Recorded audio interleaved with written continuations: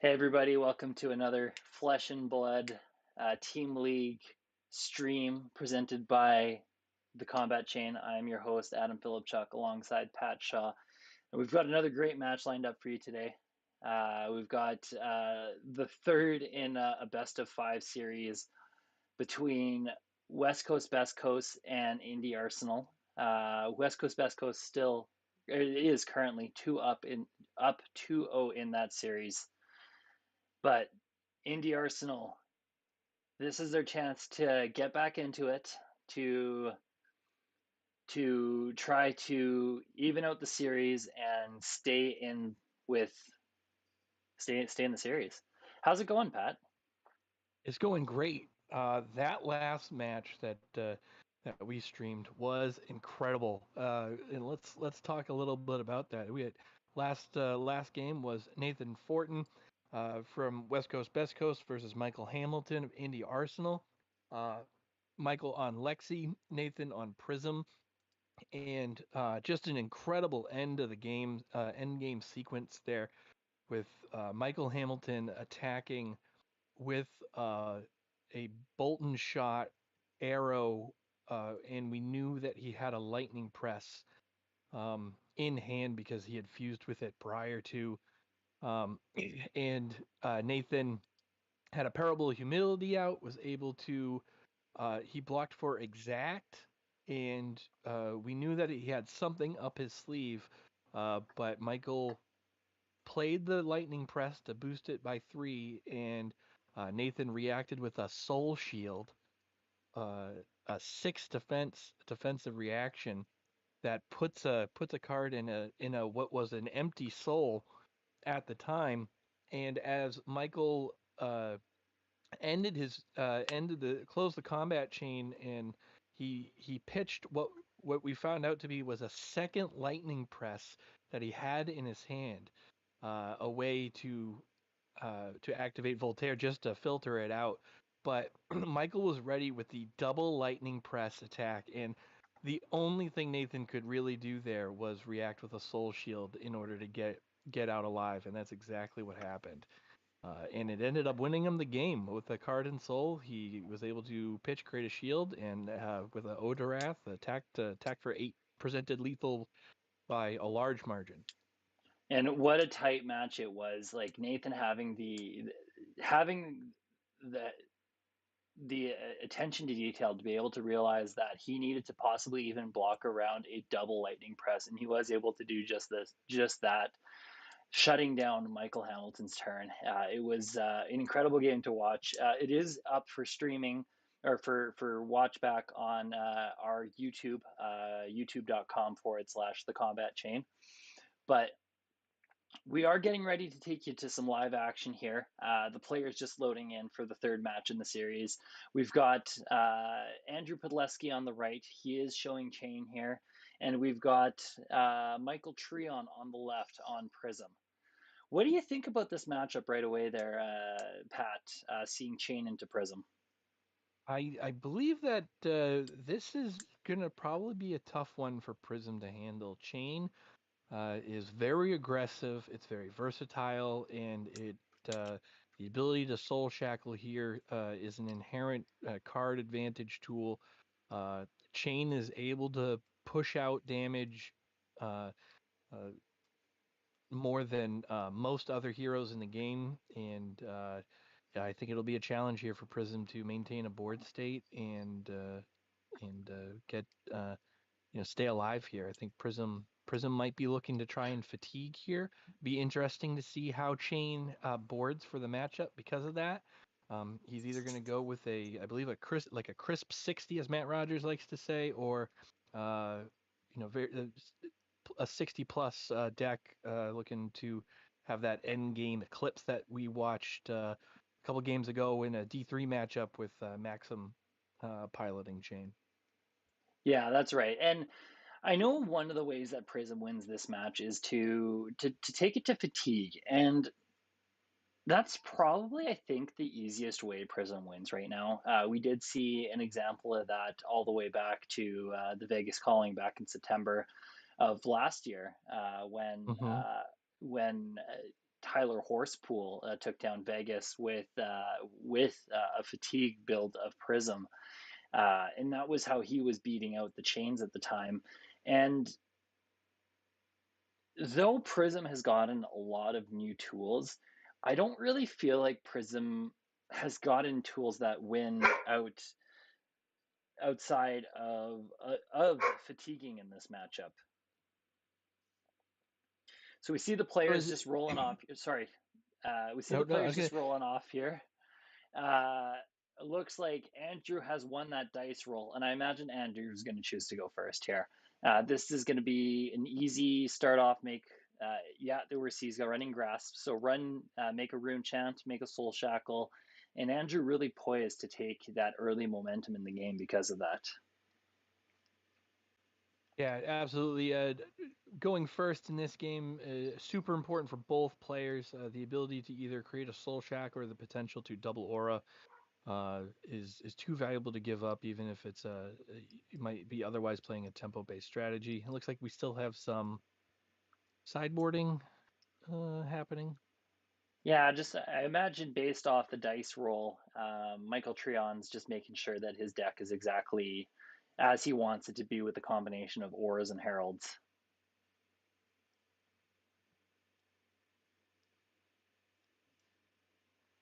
The players just shuffling up one final time here, getting ready to go.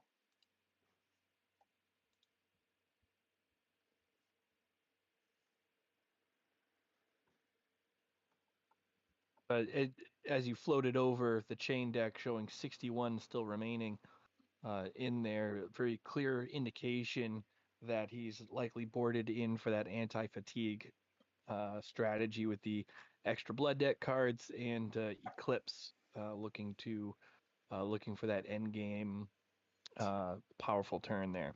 Definitely a possibility. And we see Andrew opening up here on his first turn. Just as we predicted, he's making a rune chant, and he's going to shackle up to 1. And I imagine that's going to be... Oh, and we see an Arclight Sentinel being played at the end of his turn.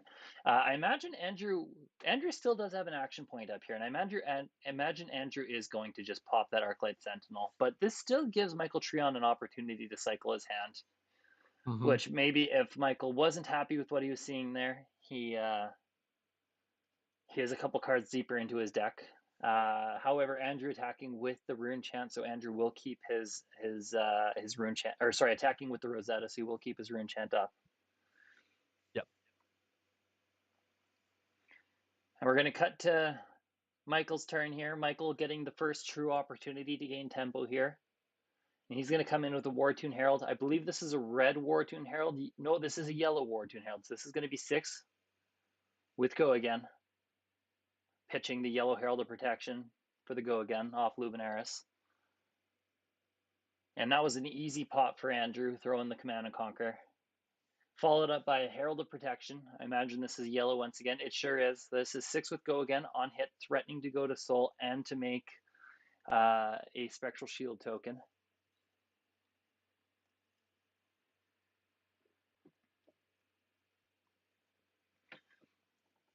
Andrew thinking long and hard about his block here. And at this early stage in the game, I do find Chain probably is more inclined to block out a hand in the early stage of the game. They want to build up their soul shackles. But it looks like Andrew's going to take this. So Andrew probably happy with the hand he's got. Thinks he can push some decent damage on his turn. Yeah, Chain does take some time to develop. He's got the early soul shackles are going to be super important. He doesn't necessarily want to shackle every turn because there is still not there's not a ton of blood debt in chain decks anymore without the Seeds of Agony accounting for nine cards. Not having that anymore, you really have to be a little more selective. The ability to whiff on your shackles is greater. So being able to utilize that shackle as a more strategic element to a generally more conventional aggro route the first few turns of the game here, I think is super important. Exactly. So we see we're back on Andrew's turn. Andrew is starting his turn off with a shackle into a yellow rift bind. I believe this is going to be 2 with go again and a rune chant. And Michael does have a shield out currently, so this is threatening 2 damage to Michael's actual health. But you got to wonder, does Michael want to keep that spectral shield up? Is Michael more inclined to block out a hand for this? Does seem like the prism play here is to block with cards in hand early and often, and preserve those shields and his potential for board state. So we see Michael is going to throw a blue Herald of Triumph from hand to pitch for the Arcane off the Rune Chant. Still too physical to be dealt with.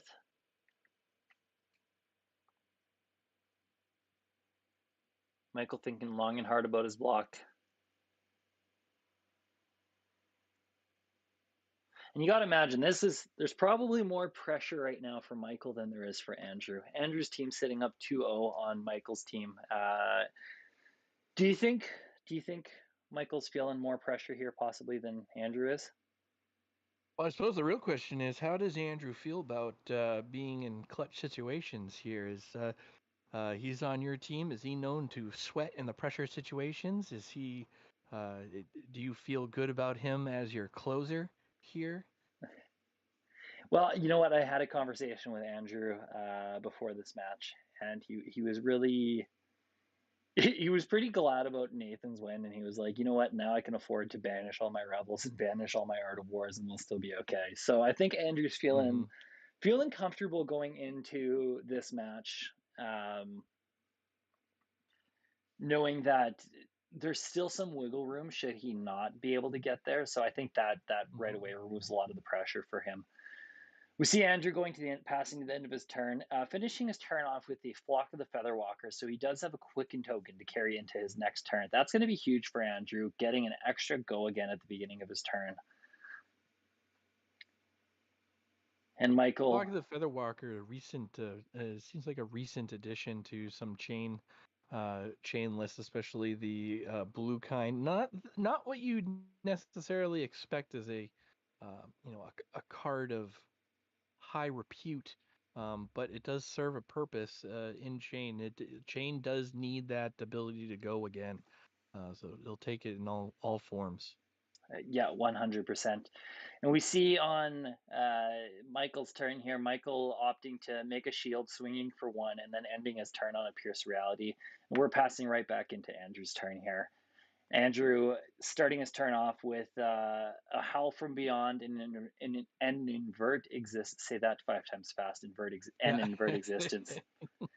Uh, Starting with those 2 in his banish, and we are going to see him play a Bounding Demigod from Arsenal for the Quicken token. This is a red Bounding hmm Demigod, so this is going to be 3 with go again.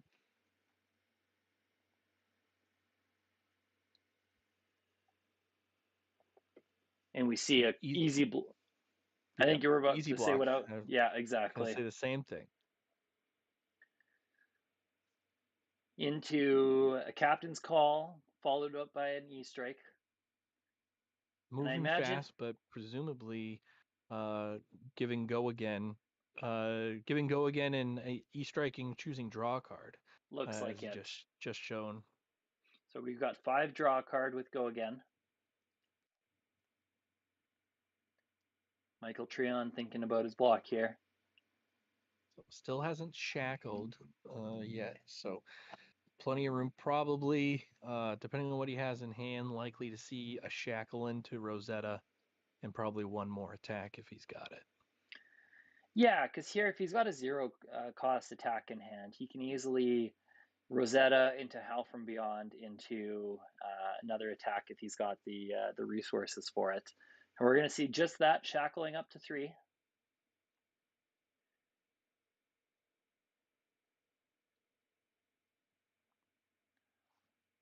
Looks like both players taking a moment just to make sure they're both aware of what's going on the board.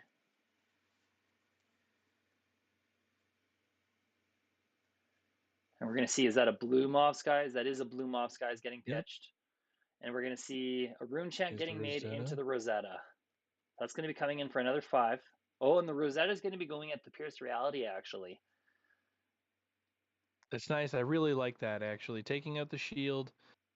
That shield left on the chain, taking out the aura, maintaining your rune chant for next turn, adding a shackle. I think your chain showing why Prism is not favored in this matchup. Yeah, we definitely see the chain player, Andrew, making the discipline play there.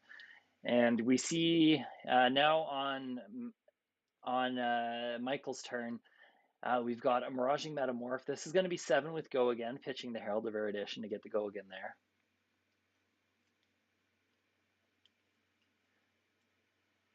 We did And then, see a Command and Conquer early, so there is some 6 attacks there, but as you saw, a quick restoration of an action point and moving on with their day afterwards. And we have an Ode to Wrath from Arsenal. so this is actually That going to be for 8. Yep, coming in at the reaction phase, right? So it'll boost Metamorph, and then it has Go Again itself, and is coming in. The aura is attacking for essentially 2. Excellent, good play by Prism. Yeah. So we're going back into Andrew's turn, Shackle 3. We are going to hit on a Shadow of Ursa with a Revel into Shrill being the other 2 reveals there. Missing Andrew, on the Revel is a very good card. It's sad to see it get banished. yeah, I'm sure Michael is very happy to see that one get banished though.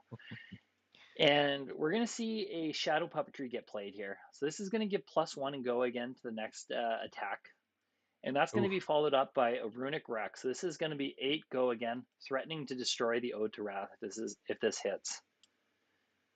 So this is some decent pressure from Andrew, managing to pressure both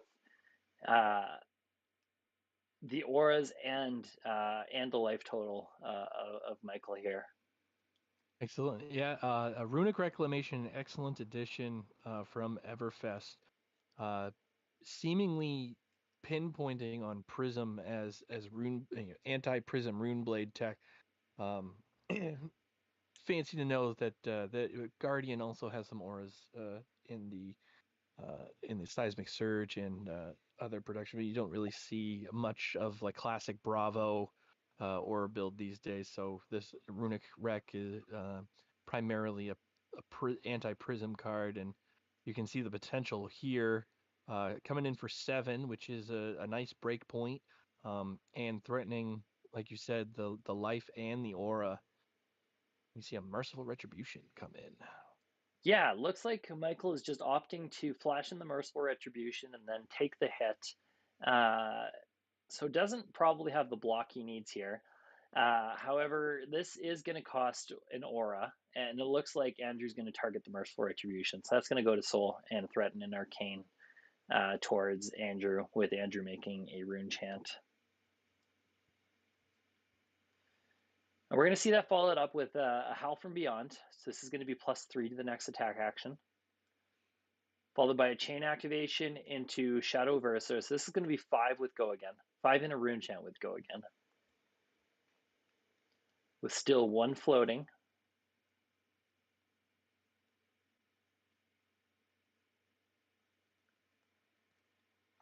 And furthermore, Michael's only got 1 card in hand at this point. So Michael kind of at the mercy of this the 6 damage. Plus, I Just a imagine casual 19 damage turn potentially with the Rosetta. yeah, and that's, I guess, the big wonder here is, will Andrew follow that up with the Rosetta? So it looks like Michael's happy to take this. And yeah, we see just that. Andrew's going to follow up with the Rosetta, targeting the Ode to Wrath even. Yep. Very good, keeping the pressure on and the board state clear.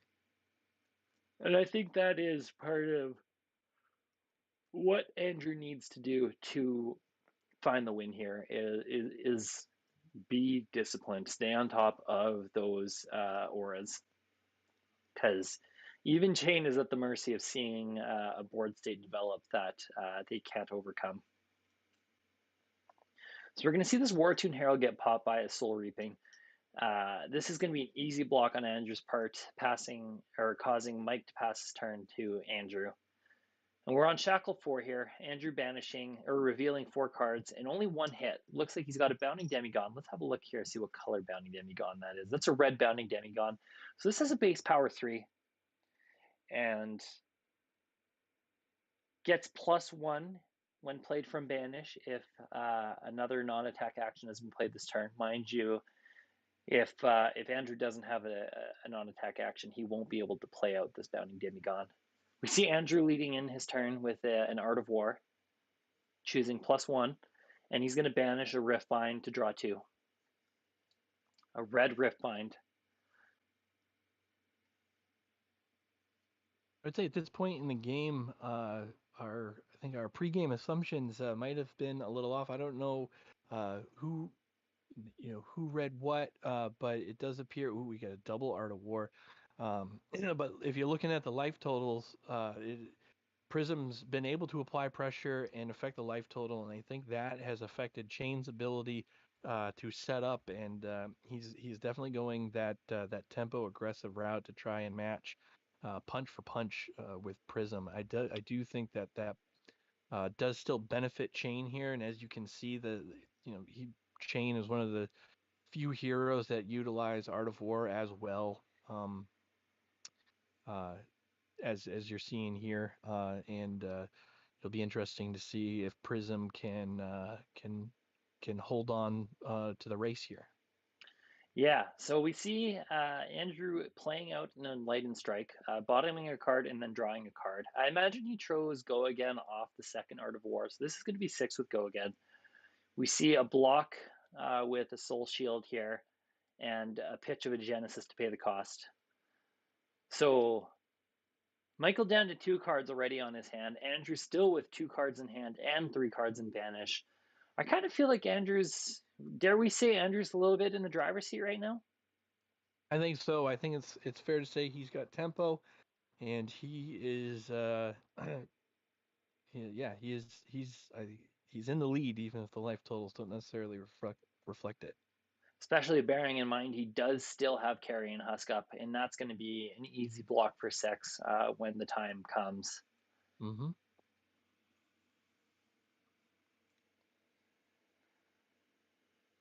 I think with this Soul Shield block, Andrew's just deciding what the next step is here. Yeah, and we're going to see a Soul Shackle activation, Chain activating to 5 on the Soul Shackles. And follow that up with a Riftbind. 2 floating. Just noticing now the time skippers on Chain's Chain for equipment here. So Chain does have the ability to deal with an ALS here.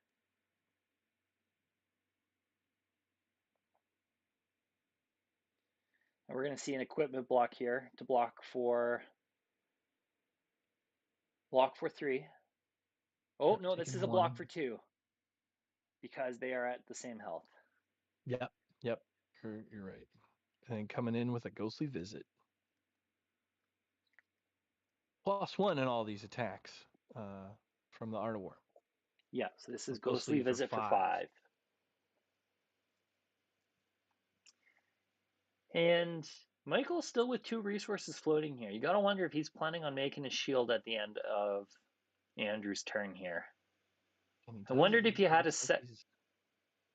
He's got that invert existence, and he can definitely pick out an Aura and a Herald here to make him take 2. Yep. Michael down to 13 at the end of Andrew's turn.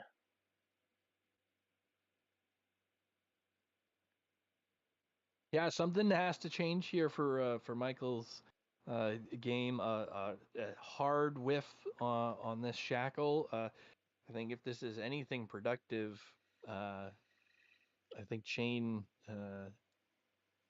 is as you mentioned in the driver's seat, just maintaining that momentum. Absolutely. And we see at the end of Andrew's turn, Andrew passing to Michael. Michael's gonna swing a shield for 1, which Andrew's happy to take. Drawing back up, we're back to the beginning of Andrew's turn. Andrew on a shackle 5 here. We see a ghostly visit, an art of war, another ghostly visit, a flock, and a shadow puppetry. So this is going to be 2 hits, no non-attack action though. And you got to hope that Andrew has the non-attack action in hand currently.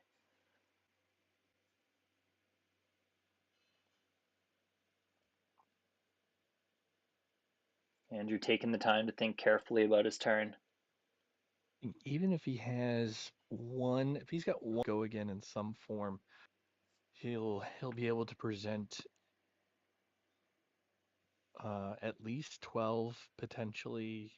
He's definitely got the potential for lethal here. To at least start threatening it. Yeah. So we're going to see a ghostly visit. This is going to be 4 with go again.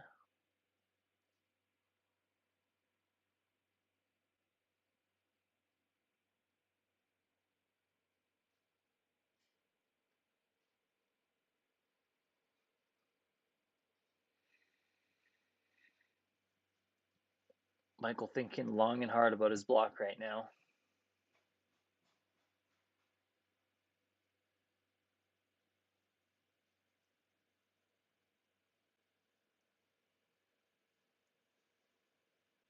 We're going to see the second block out of tunic here with Michael being at a lower life total than Andrew. We're going to have a block for 4.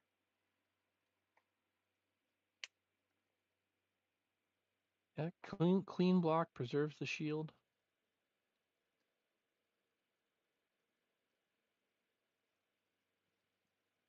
Andrew just thinking about the next step in his turn here.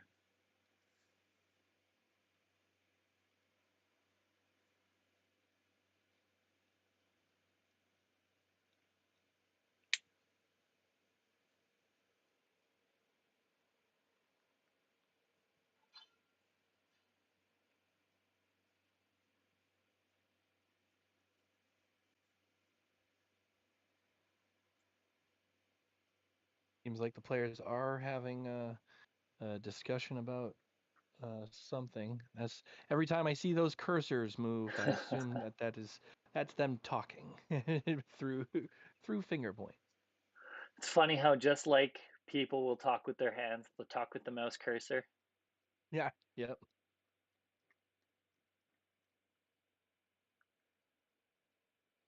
We're going to see that followed up with the other ghostly visit. This is going to be another 4. And I wonder if Yep. Andrew just doesn't have the turn he's looking for here. Yeah, I would say so. Like I mentioned, if he had even a single non-attack action here, I would have would think he want to give that go again. Yeah, so we see Yeah, Andrew passing and to an the end of his Arsenal. turn, taking 1 blood dead down to 14, leaving Tyler, or not Tyler, my apologies, Michael with the 3-card hand. Going into Michael's turn here, Andrew is at 14 health, and this is probably Michael's opportunity to try to swing things around if Michael's got the hand for it. Absolutely. If there's anything in there to help swing the game his way, this is it.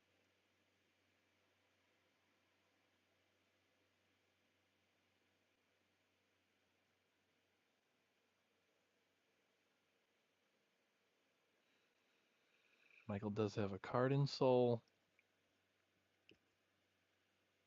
We see a pitch.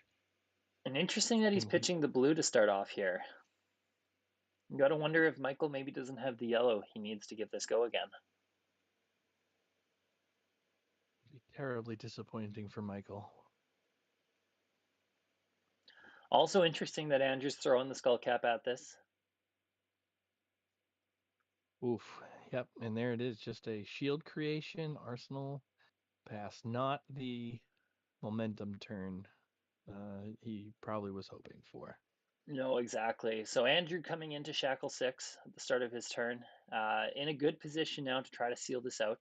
We see 2 hits on his soul shackles. He's got a Hell from Beyond and a Rift Bind. Is that a red Rift Bind? Let's just zoom in on that quickly. That is a red Rift Bind. So Mm-hmm. this now leaves Andrew in a really good position to try to close this out. We're going to see a Belittle with the Riftbind reveal. Going to fetch for the Minnowism. A little Minnowism, a sneaky good package that shows up in Chain, in sometimes in Katsu. I know Chain likes to run both the blues and the reds for Minnowism. Sometimes it is very good for both resource, getting the blue for resource, and that red is a pump that applies to the vast majority of Chain's attacks. Yes, exactly. And we see here Andrew choosing to grab the blue this time. So I imagine Andrew's looking to use that Minnowism for resources.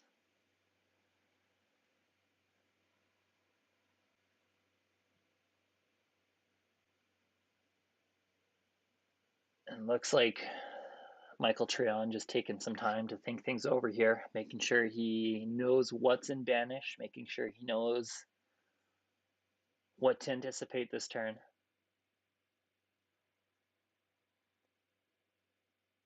Little threatening, 3 with go again.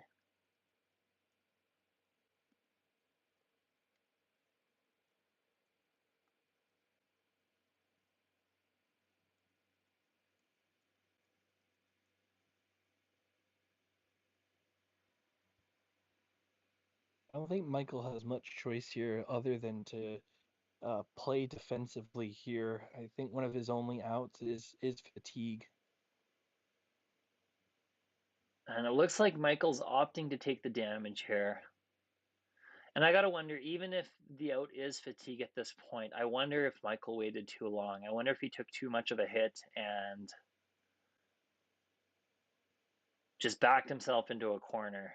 We're seeing now Andrew playing the Howl from Beyond. This is going to give +3 to the next attack action, followed by a chain activation, shackling to 7.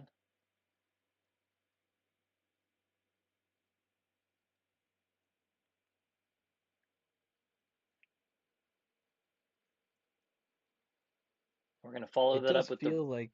Oh, go ahead. I was going to say we're going to follow that up with the red bounding demigons. This is going to be 7 with go again. What were we going to say there, Pat? I was gonna say it does feel like there was a decision made at some point in this game to uh, sacrifice defensive capability for a bit of aggression on Prism's side, and I think that might be biting them in the ass here in the late game. Yeah, you could Didn't very well be right.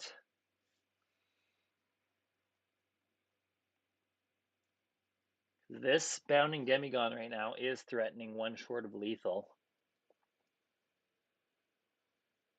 and he still has 3 cards in hand and a card in arsenal. You see Michael taking one here. Ooh, we're going to see this bounding There it demigon followed is. up with a revel, making 4 rune chants. Now we've got some big split damage coming Michael's way. This is going to be hard for Michael to deal with. Still 3 cards in hand, 1 card in banish. Ooh, and a command and conquer. Oh, 6 and oh, 4. that is tough to see. And if Michael was banking on a soul shield and one of the 3 cards he has left, he can no longer rely on that.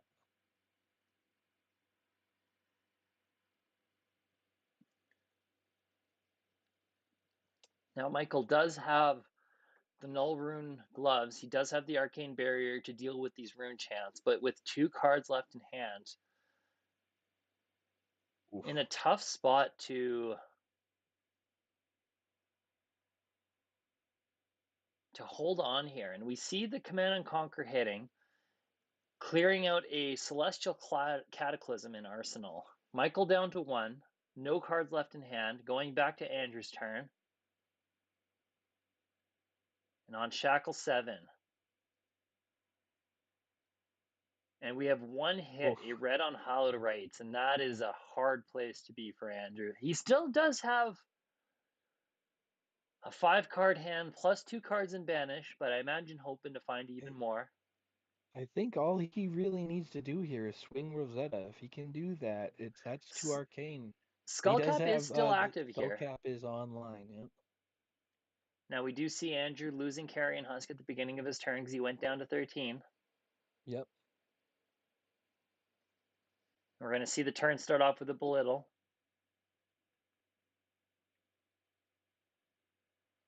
Doesn't look like a reveal, so we won't be getting a minute with him. No. Still taking cards away. If he can strip that hand, I still think coming in with that Rosetta for mixed damage is going to be his best bet here. And an easy way to close it out.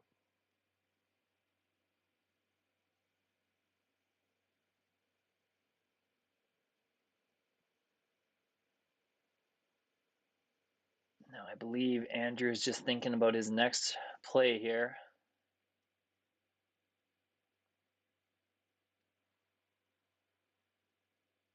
He does need a non-attack action to make that work. So, wonder if he's missing one, he'll likely shackle here and attack again. Hi, there Oh, it we is. do see the Minnowism.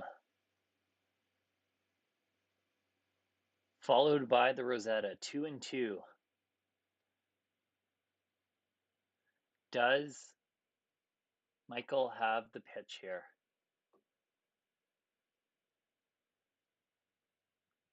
He'll need at least 3 resources in hand, plus the ability to block the Rosetta.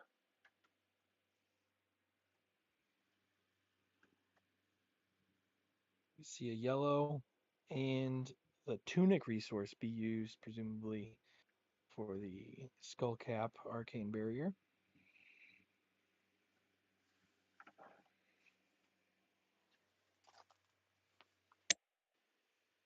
And we're going to see the footsteps and tunic be thrown at this with another pitch to activate the footsteps.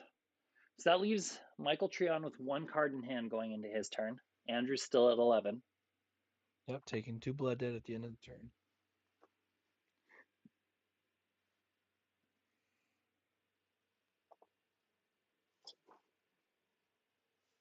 turn. Are we going to see this finished off with an invert existence? Oh!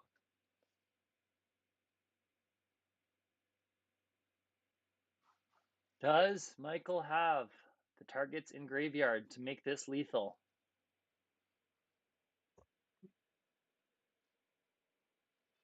Did Michael have that card in that card has been in Arsenal? Oh, maybe not, huh? No targets for the invert. But Michael arsenaling here and passing it back to Andrew. Shackle 7. With a Howl from Beyond, a Shadow of Ursa, and a Bounding Demigod. Certainly seems like there's enough here. Let's see how it goes. However, that invert existence coming from hand. And Andrew only having 2 cards from hand to play into this turn now. Captain's Call with Bounding Demigod.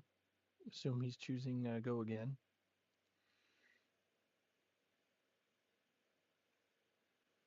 You see Prism with a pitch. This is going to be blocking. Footsteps and a block from hand. Yep. And we're going to play into the Howl from Beyond with 1 floating. Shackle into a Shadow of Ursa. This is going to be 5 with go again. We do have 1 resource floating, and I imagine this is probably going to be game.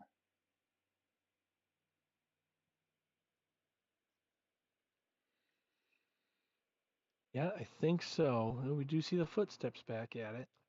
Yeah, combat chain broken there, so the footsteps are blocked. It is possible to block with the footsteps again.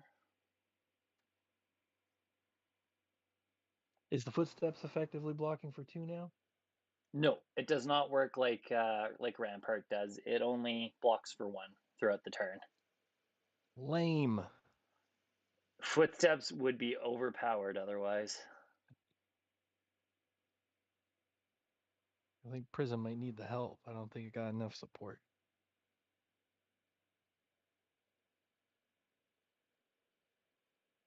Currently blocking 1 to Andrew's 5. We're going to see 2 more cards get thrown at that. That's going to be a block for 7. Oh, I see. We're going to change up and hold the footsteps here. So a block for 6. And that's going to be a sword activation there. Another 2 and 2. I don't see what he. Well, did he I just? think we're Was that drawing just GG's? I think we're drawing just a goldfish at this point, but we're going to wait a second to see if we got the confirmation on victory.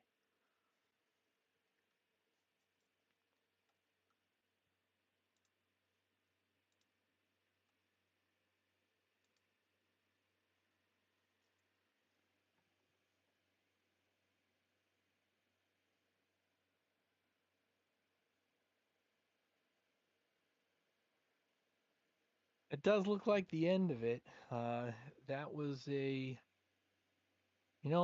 was pretty convincing on Shane's part. It was. And this matchup right off the get-go is a match that Shane is poised to do well in. Yeah, definitely. Players just going over everything, making sure everybody's on the same page here.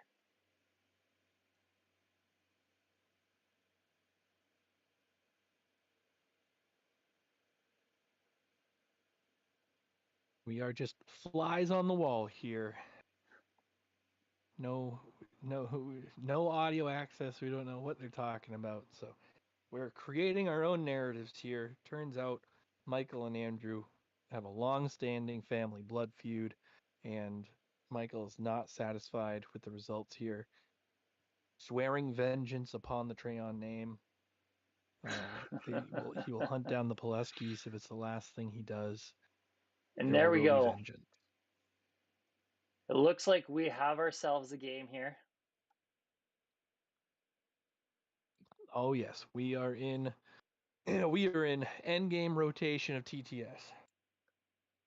All right, so there we have it. Andrew taking that game and deciding the series here for West Coast Best Coast.